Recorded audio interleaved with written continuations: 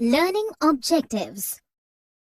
After completing this module, learners will be able to understand and describe developments leading to French Revolution and ideas of nationalism.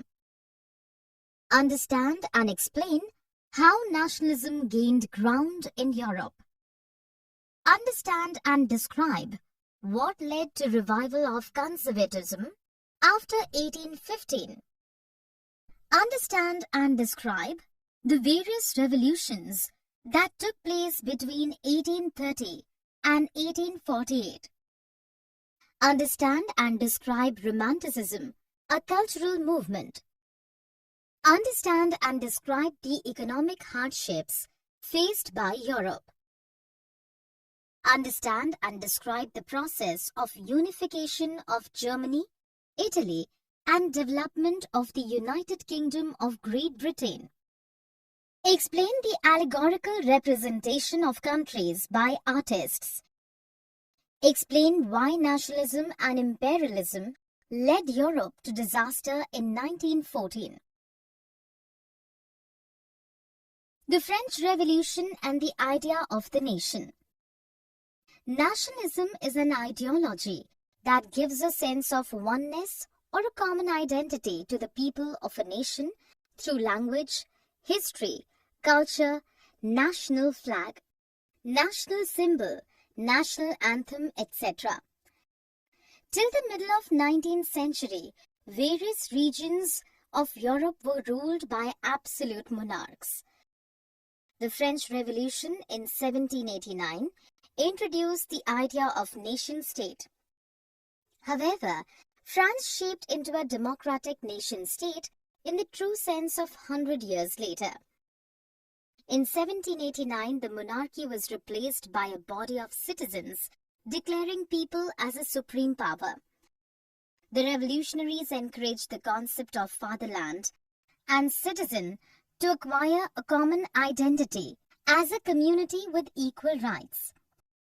Replacement of the royal standard by the new French flag or the tricolour. Election of Estates General and renamed National Assembly by a body of active citizens.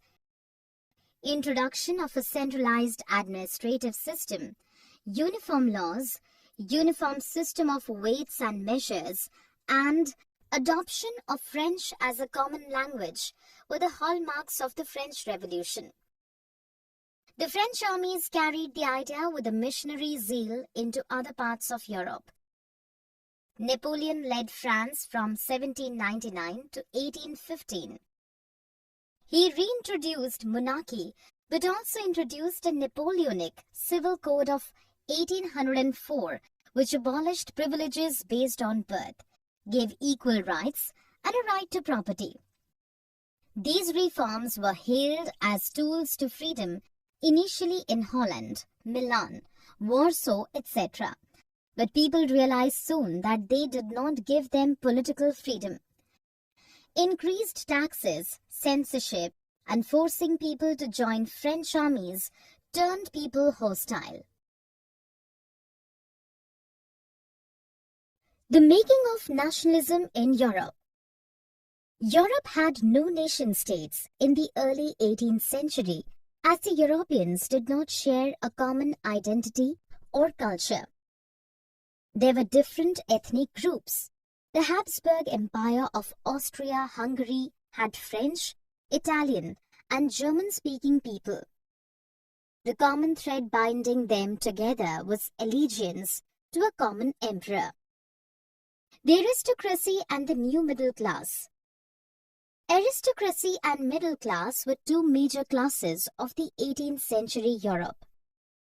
The French-speaking landed aristocracy was a socially and politically powerful class, but most of the population comprised of peasants and small owners.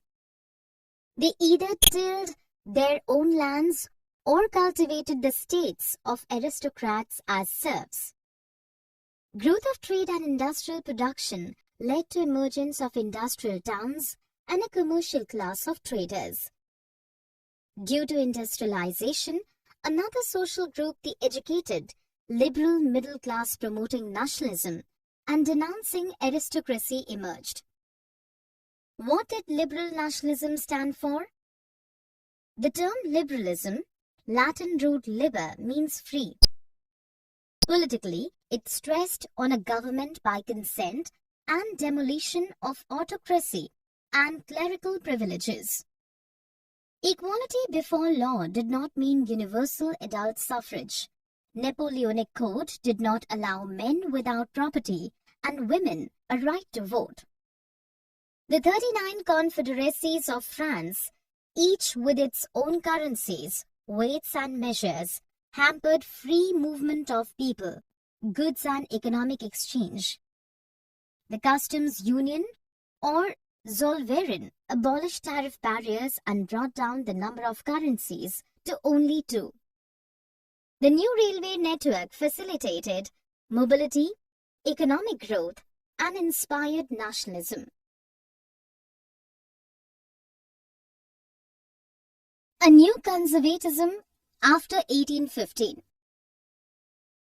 In 1815, the combined European forces of Britain, Russia, Prussia, and Austria defeated Napoleon.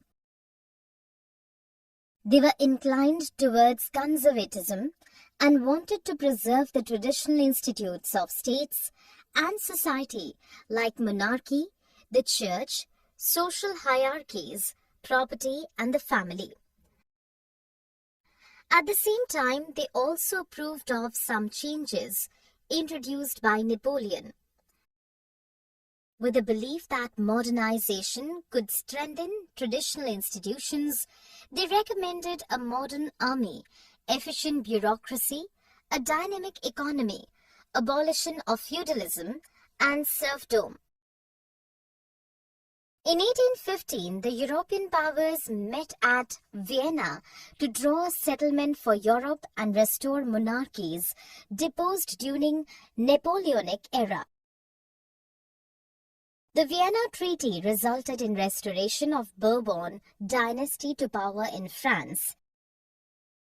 France giving up its conquered territories, setting up of the Kingdom of Netherlands, including Belgium in north, and setting up Genoa in addition to Piedmont in south to prevent France's expansionist activities.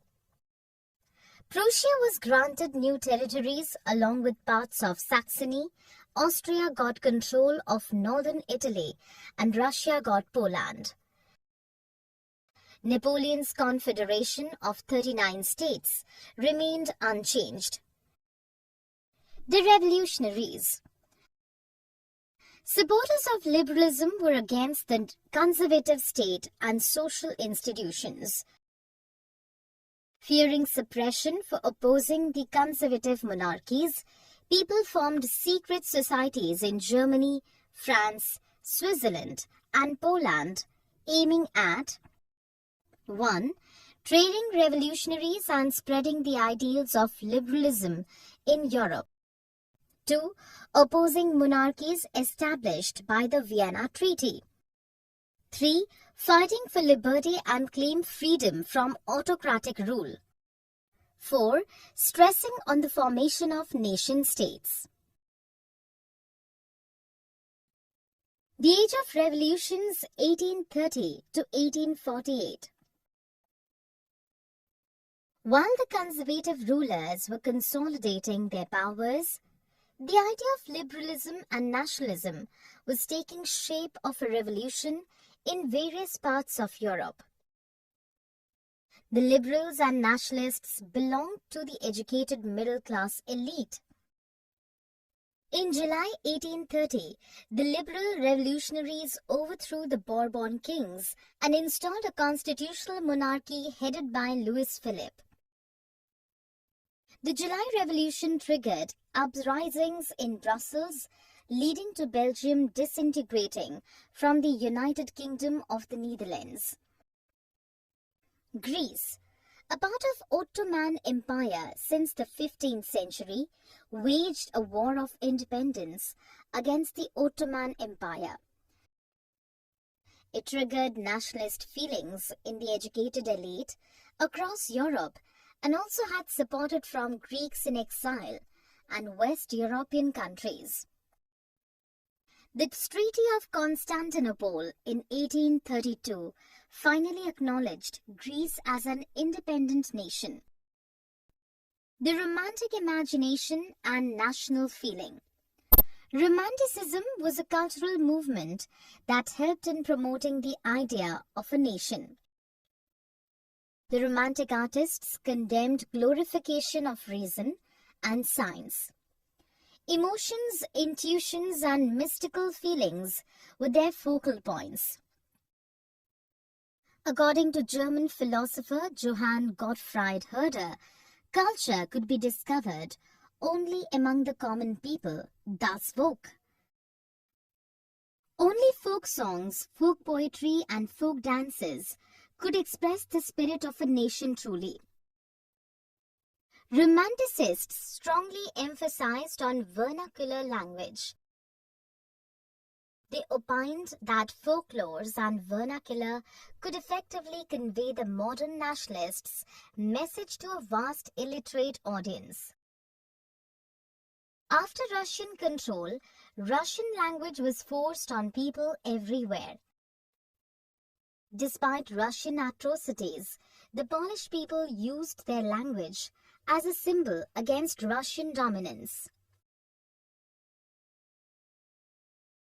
Hunger, hardship, and popular revolt. Europe faced acute economic hardship in 1830s due to a steep rise in population, widespread unemployment, and large-scale migrant population from rural to urban areas. Cheap machine-made products from industrially advanced England gave stiff competition to small producers in other European countries. The aristocracy enjoyed unbridled power and the peasants reeled under feudal dues and obligations. 1848, a year of poor harvest and huge price rise, triggered a mass protest on the streets in Paris. It ended the constitutional monarchy of Louis Philippe. The National Assembly proclaimed a republic, granted suffrage to all adult males above 21, and guaranteed the right to work. In 1845, weavers in Silesia revolted against exploitative contractors. 1848, the Revolution of the Liberals.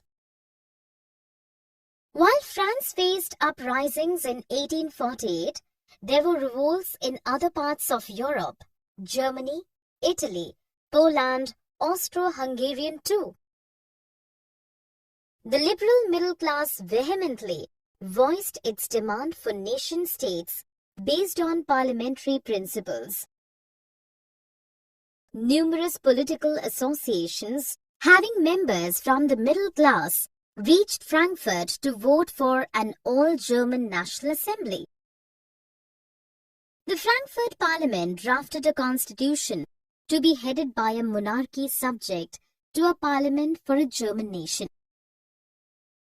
The parliament, dominated by the middle class, resisted demands of workers and artisans and lost their support.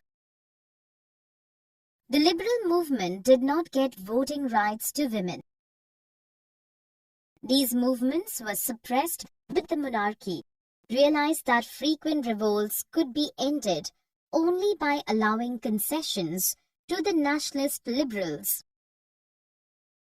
After 1848, the monarchies of Central and Eastern Europe introduced changes already prevalent in Western Europe before 1815. The making of Germany and Italy. Germany. Can the army be the architect of a nation? In the beginning of 18th century, Germany was divided into many states. the middle-class Germans nurtured strong nationalist sentiments. They tried to unite Germany into a united nation-state governed by an elected parliament.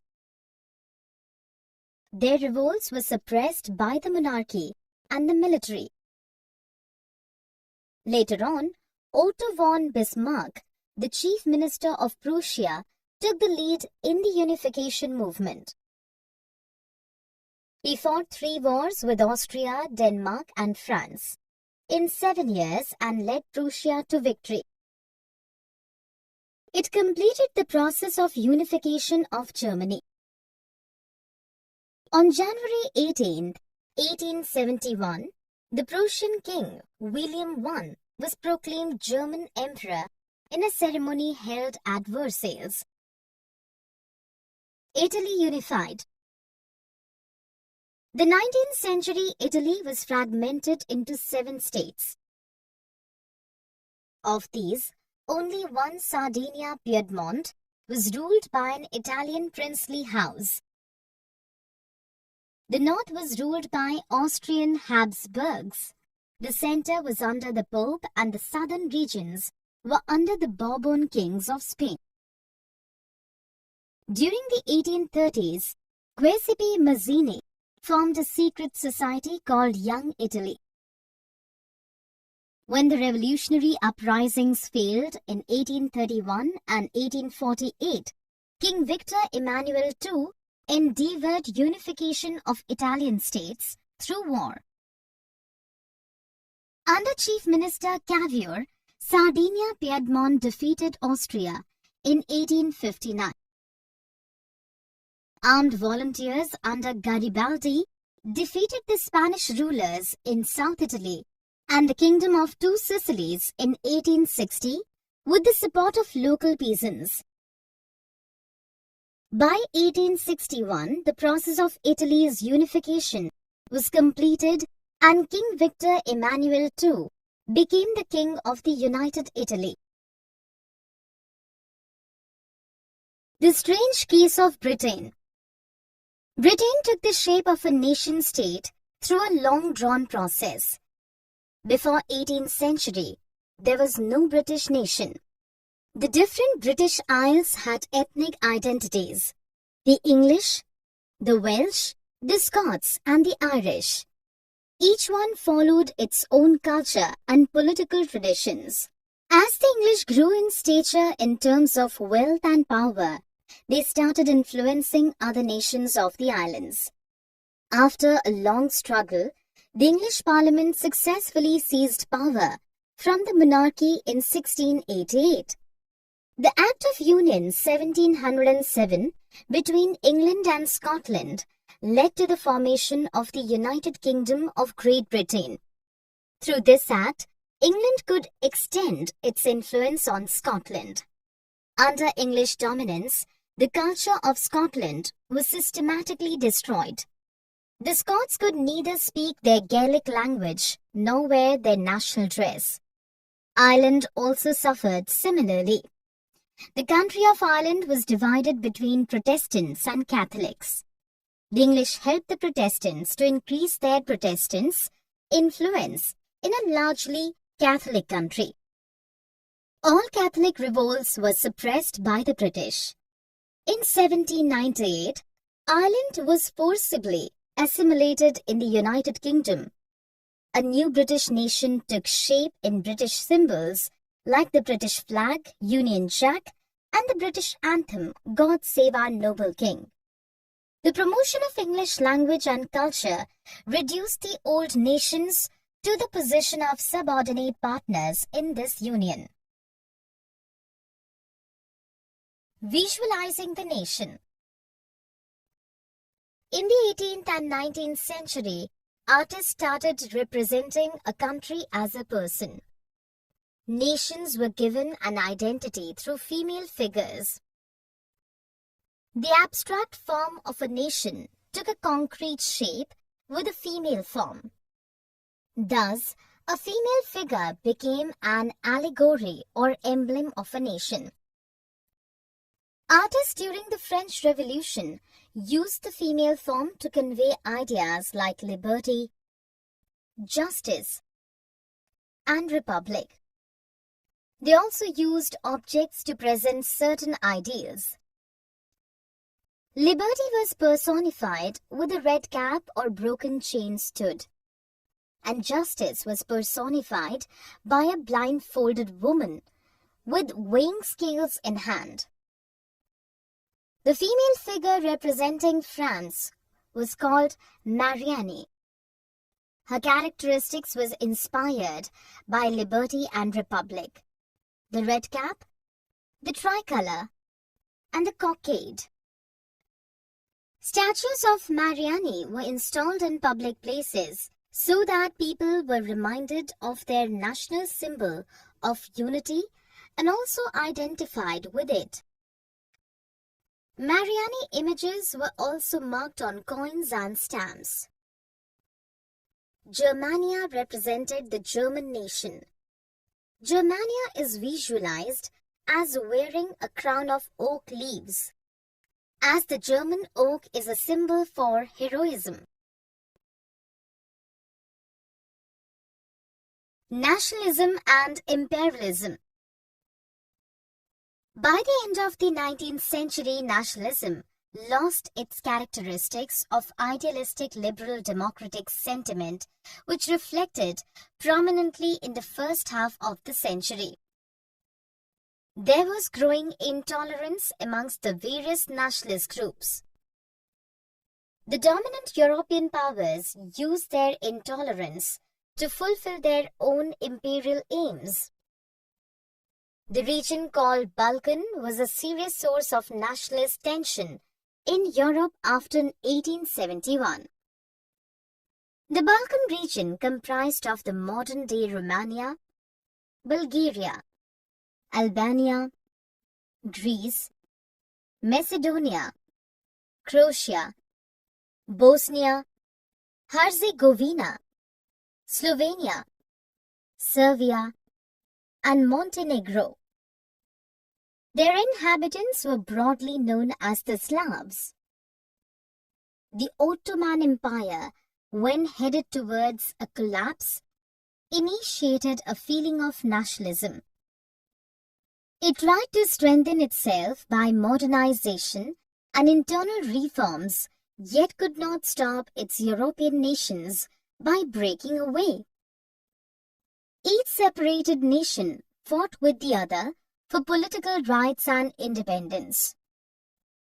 Struggle of supremacy on each other amongst the Slavic nations made it a region of intense strife. The Balkans also got embroiled in big power rivalry. Each power, Russia, Germany, England, Austro-Hungary, came in conflict with the other power having hold on the Balkan region to extend its own control over the area. A series of wars in the region paved way for World War I. Nationalism, combined with imperialism, led Europe to disaster in 1914. People in European colonies opposed and contested imperial powers to form independent nation-states. They developed their own sense of nationality and rejected the ideals of European nationalism. The idea of nation-states found acceptance universally.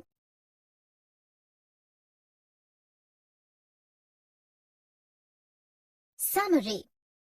Let us summarize what we have learned. Nationalism is an ideology that gives a sense of oneness or a common identity to the people of a nation through language, culture, etc. The new French flag, the tricolour, National Assembly, a centralized administrative system, uniform laws, uniform system of weights and measures, and adoption of French as a common language were the hallmarks of the French Revolution. Aristocracy and middle class were two major classes of the 18th century Europe. The term liberalism, Latin root liber, means free. The Napoleonic Code did not allow men without property and women a right to vote. In 1815, the combined European forces of Britain, Russia, Prussia, and Austria defeated Napoleon. They were inclined towards conservatism. Fearing suppression for opposing the conservative monarchies, people formed secret societies in Germany, France, Switzerland, and Poland. The liberals and nationalists belonged to the educated middle-class elite. The Treaty of Constantinople in 1832 finally acknowledged Greece as an independent nation. Romanticism was a cultural movement that helped in promoting the idea of a nation. Europe faced acute economic hardship in 1830s due to a steep rise in population, widespread unemployment, and large-scale migrant population from rural to urban areas. Cheap machine-made products from industrially advanced England gave stiff competition to small producers in other European countries. The Frankfurt Parliament drafted a constitution to be headed by a monarchy subject to a parliament of a German nation. On January 18, 1871, the Prussian king William I was proclaimed German emperor in a ceremony held at Versailles. King Victor Emmanuel II became the king of the United Italy in 1861. In the 18th and 19th century, artists started represented countries through female figures. By the end of the 19th century, nationalism